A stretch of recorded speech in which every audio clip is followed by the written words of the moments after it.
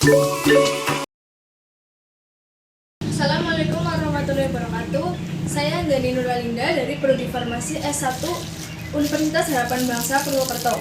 Kali ini saya akan menjelaskan mengenai topik yaitu psychiatric disorder. Nah, pertama saya akan menjelaskan mengenai gangguan terkait senyawa depresan, stimulan, dan halusinogen.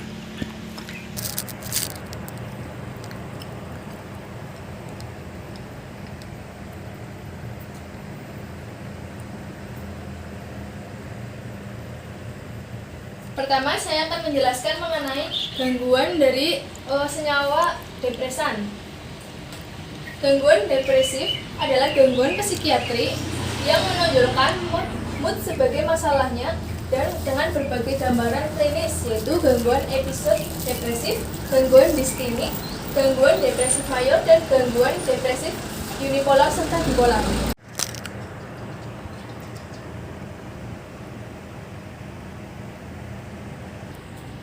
Untuk epidemiologi dari gangguan depresif, yaitu dapat terjadi di semua umur dengan riwayat keluarga, biasanya mulai pada usia 15 dan 30 tahun.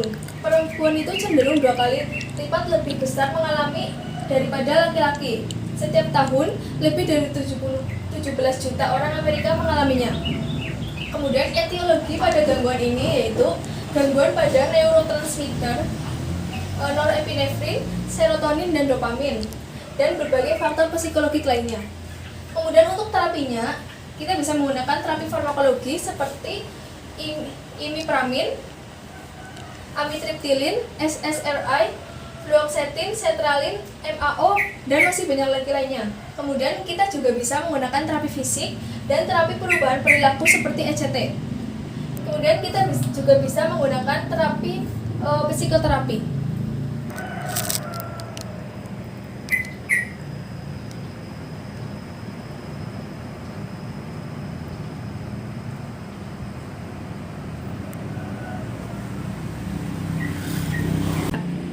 Selanjutnya untuk gangguan kedua yaitu gangguan terkait dengan senyawa stimulan.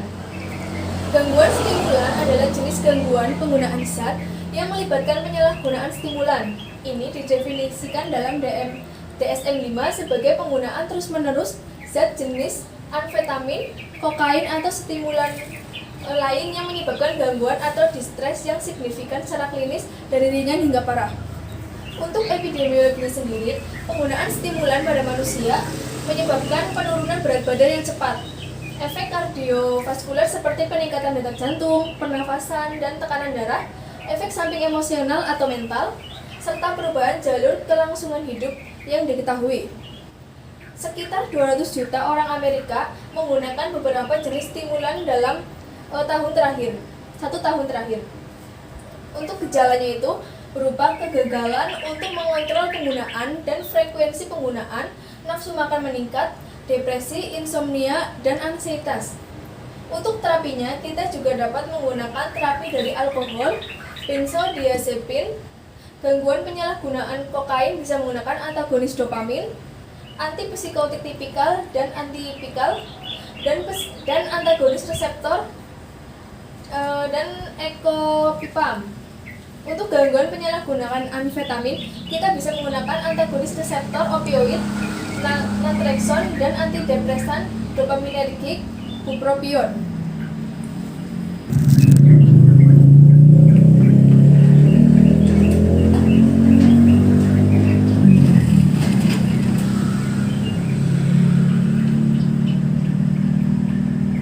Untuk gangguan yang ketiga yaitu gangguan terkait dengan senyawa halusinogen. Gangguan halusinogen atau disebut sebagai psikodelik atau psikotomimetik. Obat halusinogen adalah obat yang jika dikonsumsi dapat menyebabkan timbulnya halusinasi. Epidemiologinya, pada tahun 1991, 8,1% penduduk Amerika Serikat menggunakan halusinogen. Paling sering pada laki-laki muda usia 15-35 tahun.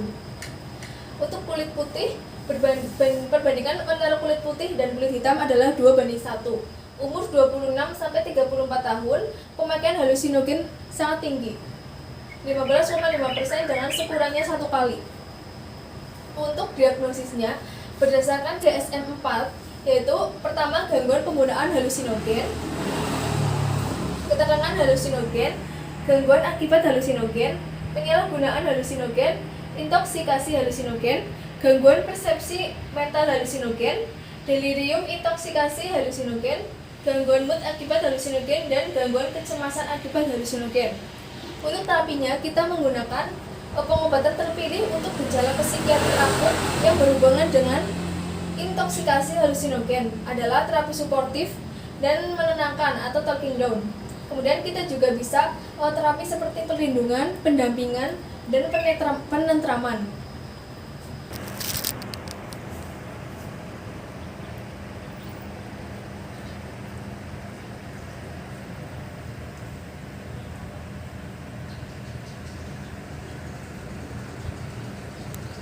Selanjutnya untuk topik yang kedua dari psychiatric disorder, yaitu mengenai gangguan terkait dengan alkohol, nikotin, dan kafein.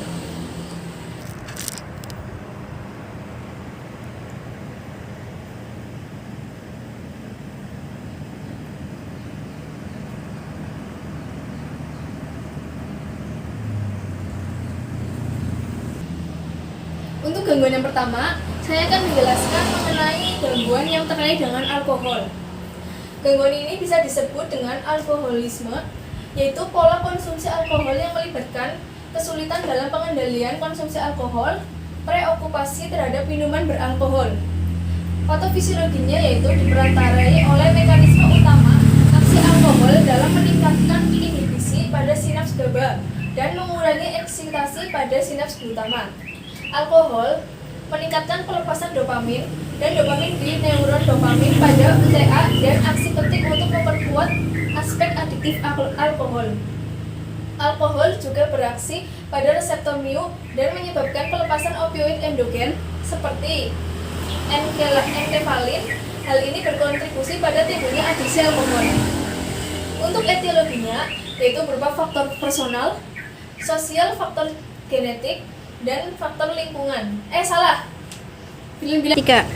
Untuk etiologinya yaitu berupa faktor personal, sosial, dan biologis, faktor resiko yang berupa faktor genetik dan lingkungan. Kemudian untuk epidemiologinya, prevalensi secara global menurut WHO berkisar antara 0% sampai 16%, dengan prevalensi terbesar ditemukan di Eropa bagian timur.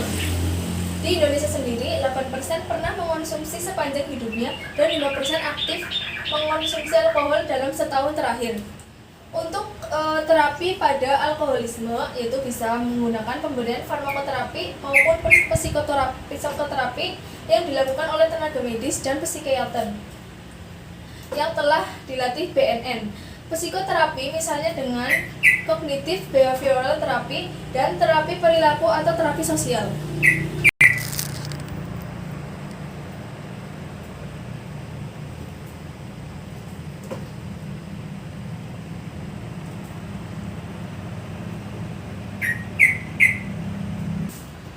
Untuk gangguan kedua pada topik ini yaitu gangguan terkait nikotin, yaitu kondisi ketika seseorang mengalami ketergantungan pada zat nikotin yang umumnya terdapat pada rokok.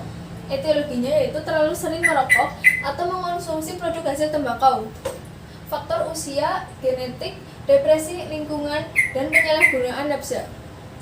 Untuk patofisiologinya yaitu berhubungan dengan interaksi antara nikotin dan reseptor kolinergik nikotinik asetilkolin reseptor atau NACHRS yang menyebabkan pelepasan neurotransmitter lain termasuk dopamin, norepinefrin, dan serotonin.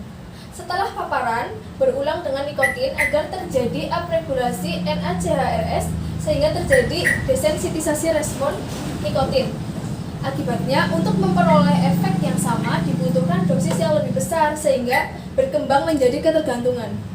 Kemudian untuk terapinya kita bisa menggunakan obat bupropion dan varenicline. Kemudian bisa juga untuk menggunakan terapi pengganti nikotin, terapi perilaku, dan juga konseling.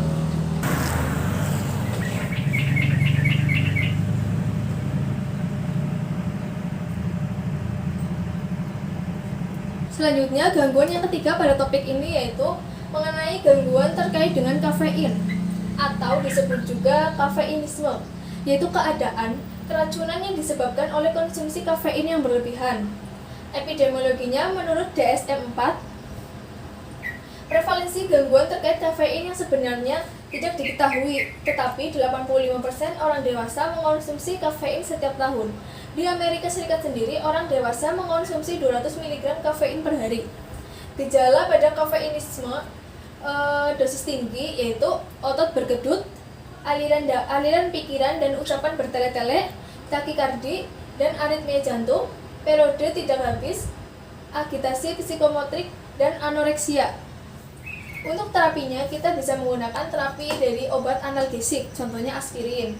Kemudian bisa juga benzodiazepin dengan dosis kecil. Kemudian hemodialisis dan mengurangi konsumsi kafein secara bertahap.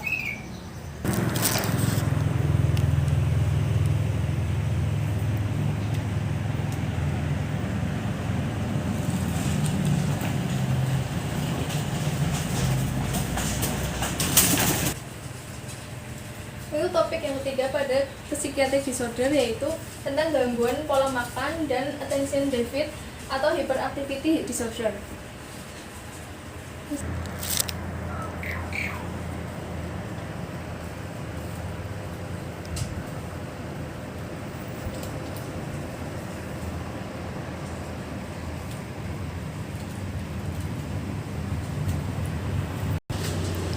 Baiklah, saya akan menjelaskan mengenai gangguan pada pola makan, yaitu gangguan adanya gangguan persisten pada perilaku makan dan psikopatologi utama yang terpusat pada kekhawatiran terhadap makanan, pola makan, dan citra tubuh.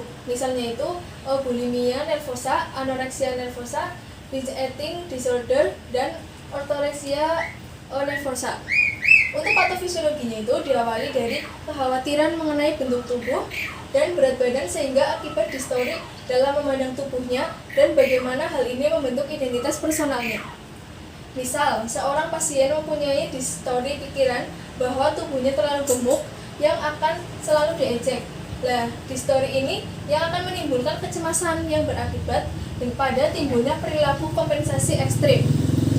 Untuk epidemiologinya, paling banyak ditemukan pada remaja wanita usia 13-17 tahun, khususnya pada usia onset adalah 15-25 tahun, dengan rata-rata durasi sakit kurang lebih 6 tahun. Untuk etiologinya, itu berhubungan dengan faktor sosial kultural, psikologis, dan biologis, serta genetik. Untuk terapinya, kita bisa menggunakan terapi pada fase akut, yaitu mengatasi ketidakseimbangan elektrolit, malnutrisi berat, dehidrasi berat, atau tanda-tanda kegagalan organ. Kemudian bisa juga pada psikotropika, yaitu family based treatment atau FBT.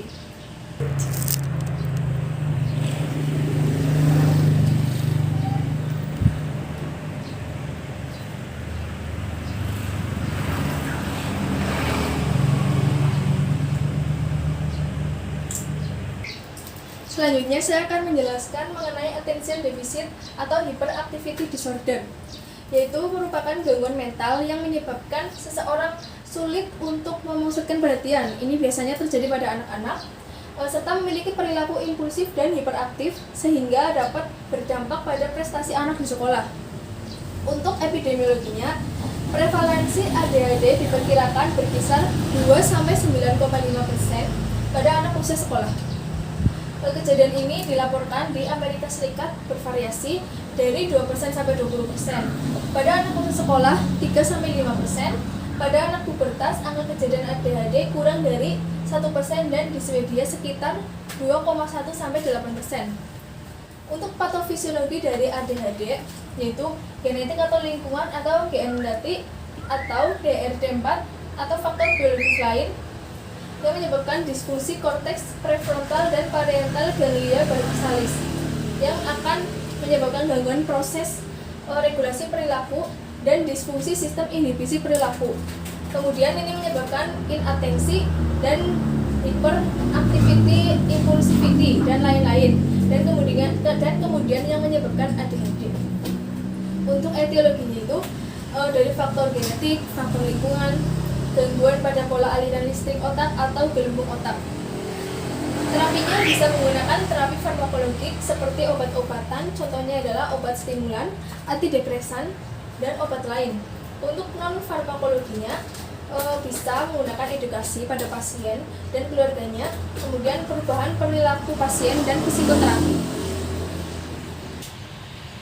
Sekian topik yang dapat saya bahas mengenai psychiatric disorder.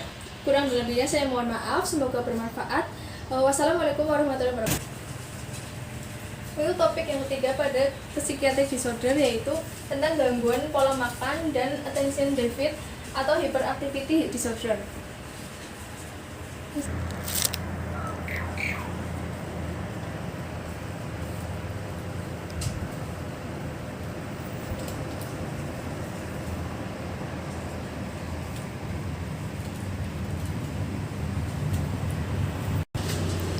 Baiklah, saya akan menjelaskan mengenai gangguan pada pola makan, yaitu gangguan adanya gangguan persisten pada perilaku makan dan psikopatologi utama yang terpusat pada kekhawatiran terhadap makanan, pola makan, dan citra tubuh. Misalnya itu bulimia nervosa, anoreksia nervosa, binge eating disorder, dan ortorexia nervosa.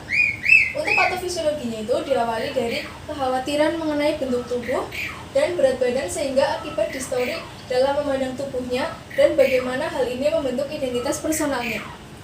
Misal, seorang pasien mempunyai distori pikiran bahwa tubuhnya terlalu gemuk yang akan selalu diejek. Nah, distori ini yang akan menimbulkan kecemasan yang berakibat pada timbulnya perilaku kompensasi ekstrim. Untuk epidemiologinya, paling banyak ditemukan pada remaja wanita usia 13-17 tahun, khususnya pada usia onset adalah 15-25 tahun, dengan rata-rata durasi sakit kurang lebih 6 tahun. Untuk etiologinya itu berhubungan dengan faktor sosial, kultural, psikologis, dan biologis, serta genetik.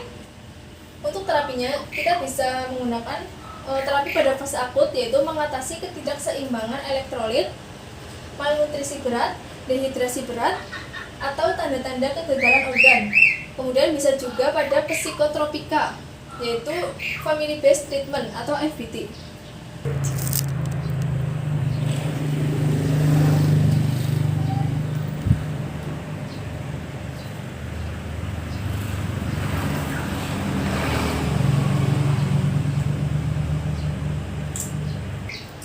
Selanjutnya saya akan menjelaskan mengenai attention deficit atau hyperactivity disorder, yaitu merupakan gangguan mental yang menyebabkan seseorang sulit untuk memusatkan perhatian. Ini biasanya terjadi pada anak-anak, serta memiliki perilaku impulsif dan hiperaktif sehingga dapat berdampak pada prestasi anak di sekolah.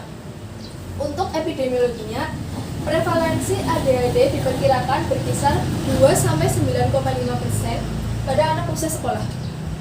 Kejadian ini dilaporkan di Amerika Serikat bervariasi dari 2%-20%. Pada anak usia sekolah 3-5%, pada anak pubertas angka kejadian ADHD kurang dari 1% dan di Swedia sekitar 2,1-8%. Untuk patofisiologi dari ADHD yaitu genetik atau lingkungan atau genetik atau DRD4 atau faktor biologis lain yang menyebabkan disfungsi korteks prefrontal dan parietal ganglia basalis yang akan menyebabkan gangguan proses regulasi perilaku dan disfungsi sistem inhibisi perilaku. Kemudian ini menyebabkan inatensi dan hyperactivity, impulsivity, dan lain-lain. Dan kemudian yang menyebabkan ADHD. Untuk etiologinya itu dari faktor genetik, faktor lingkungan, gangguan pada pola aliran listrik otak atau gelembung otak. Terapinya bisa menggunakan terapi farmakologik seperti obat-obatan, contohnya adalah obat stimulan, antidepresan, dan obat lain. Untuk non-farmakologinya, bisa menggunakan edukasi pada pasien dan keluarganya, kemudian perubahan perilaku pasien dan psikoterapi.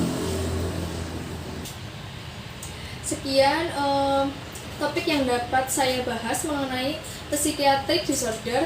Kurang lebihnya saya mohon maaf, semoga bermanfaat. Wassalamualaikum warahmatullahi wabarakatuh. Baiklah, saya akan menjelaskan mengenai gangguan pada pola makan, yaitu adanya gangguan persisten pada perilaku makan dan psikopatologi utama yang terpusat pada kekhawatiran terhadap makanan, pola makan, dan citra tubuh. Misalnya itu bulimia nervosa, anoreksia nervosa, binge eating disorder, dan ortoreksia nervosa.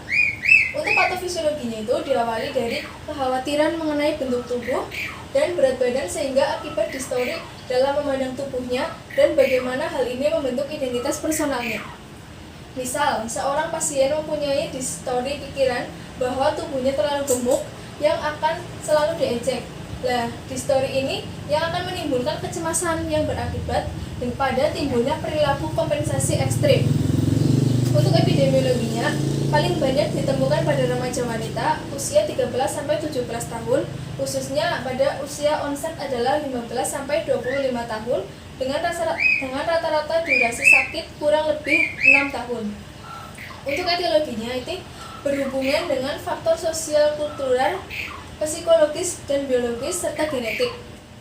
Untuk terapinya, kita bisa menggunakan terapi pada fase akut, yaitu mengatasi ketidakseimbangan elektrolit, malnutrisi berat, dehidrasi berat, atau tanda-tanda kegagalan organ. Kemudian bisa juga pada psikotropika, yaitu family based treatment atau FBT.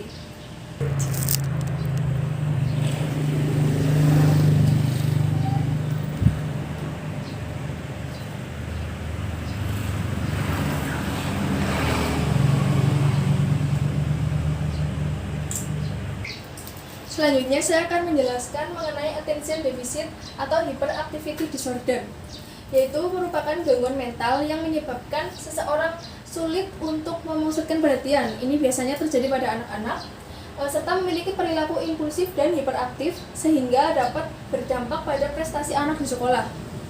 Untuk epidemiologinya, prevalensi ADHD diperkirakan berkisar 2-9,5% pada anak usia sekolah. Kejadian ini dilaporkan di Amerika Serikat bervariasi dari 2%-20%. Pada anak usia sekolah 3-5%, pada anak pubertas angka kejadian ADHD kurang dari 1% dan di Swedia sekitar 2,1-8%. Untuk patofisiologi dari ADHD yaitu genetik atau lingkungan atau gendatik atau DRD4 atau faktor biologis lain yang menyebabkan disfungsi korteks prefrontal dan parietal ganglia bassalis yang akan menyebabkan gangguan proses regulasi perilaku dan disfungsi sistem inhibisi perilaku. Kemudian ini menyebabkan inatensi dan hyperactivity, impulsivity dan lain-lain. Dan kemudian yang menyebabkan ADHD. Untuk etiologinya itu dari faktor genetik, faktor lingkungan, gangguan pada pola aliran listrik otak atau gelembung otak. Terapinya bisa menggunakan terapi farmakologik seperti obat-obatan, contohnya adalah obat stimulan, antidepresan, dan obat lain. Untuk non-farmakologinya bisa menggunakan edukasi pada pasien dan keluarganya, kemudian perubahan perilaku pasien dan psikoterapi. Sekian topik yang dapat saya bahas mengenai psychiatric disorder. Kurang lebihnya saya mohon maaf, semoga bermanfaat. Wassalamualaikum warahmatullahi wabarakatuh. Selanjutnya saya akan menjelaskan mengenai attention deficit atau hyperactivity disorder, yaitu merupakan gangguan mental yang menyebabkan seseorang sulit untuk memusatkan perhatian. Ini biasanya terjadi pada anak-anak, serta memiliki perilaku impulsif dan hiperaktif sehingga dapat berdampak pada prestasi anak di sekolah. Untuk epidemiologinya, prevalensi ADHD diperkirakan berkisar 2-9,5% pada anak usia sekolah. Kejadian ini dilaporkan di Amerika Serikat bervariasi dari 2%-20%. Pada anak usia sekolah 3-5%, pada anak pubertas angka kejadian ADHD kurang dari 1% dan di Swedia sekitar 2,1-8%. Untuk patofisiologi dari ADHD yaitu genetik atau lingkungan atau gendatik atau DRD4 atau faktor biologis lain yang menyebabkan disfungsi korteks prefrontal dan parietal ganglia bassalis yang akan menyebabkan gangguan proses regulasi perilaku dan disfungsi sistem inhibisi perilaku. Kemudian ini menyebabkan inatensi dan hyperactivity, impulsivity, dan lain-lain. Dan kemudian yang menyebabkan ADHD. Untuk etiologinya itu dari faktor genetik, faktor lingkungan, gangguan pada pola aliran listrik otak atau gelembung otak. Terapinya bisa menggunakan terapi farmakologik seperti obat-obatan, contohnya adalah obat stimulan, antidepresan, dan obat lain. Untuk non-farmakologinya bisa menggunakan edukasi pada pasien dan keluarganya, kemudian perubahan perilaku pasien dan psikoterapi. Sekian topik yang dapat saya bahas mengenai psychiatric disorder. Kurang lebihnya saya mohon maaf, semoga bermanfaat. Wassalamualaikum warahmatullahi wabarakatuh. Sekian topik yang dapat saya bahas mengenai psychiatric disorder. Kurang lebihnya saya mohon maaf, semoga bermanfaat. Wassalamualaikum warahmatullahi wabarakatuh.